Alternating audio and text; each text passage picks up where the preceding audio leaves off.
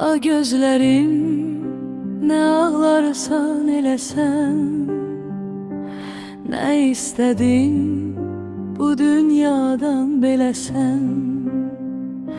Lap körpəsən, hər nə varsa istəyən, bir dayansan, dinç durasan bəlkə sən.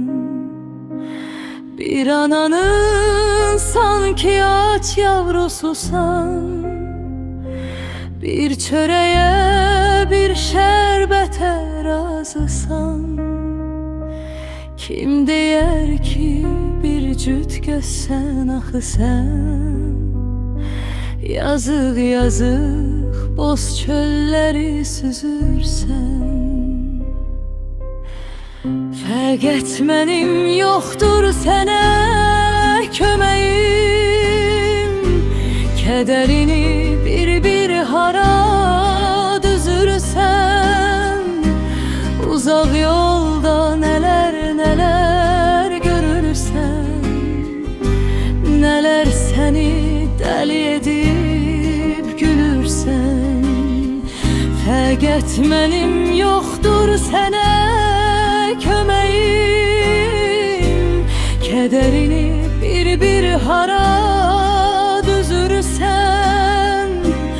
Uzaq yolda nələr görürsən, nələr səni dəli edib gülürsən.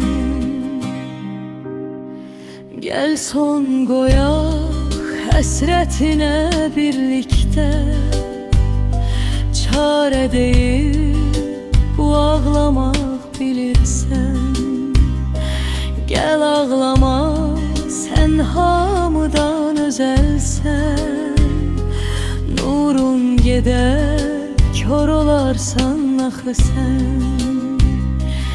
Bir ananın sanki aç yavrususan, bir çörəyə, bir şərbətə razısan.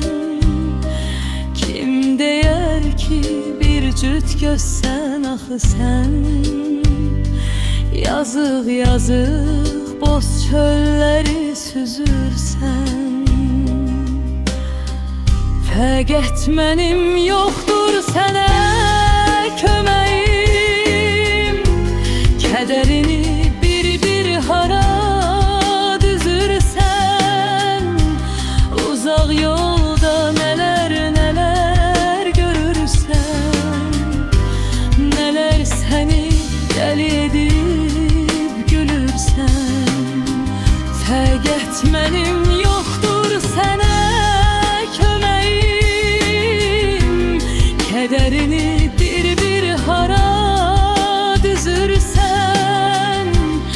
Uzaq yolda nələr görürsən, nələr səni dəli edib gülürsən. Ya gözlərim, nə ağlarsan eləsən, nə istədin bu dünyadan bilirsən.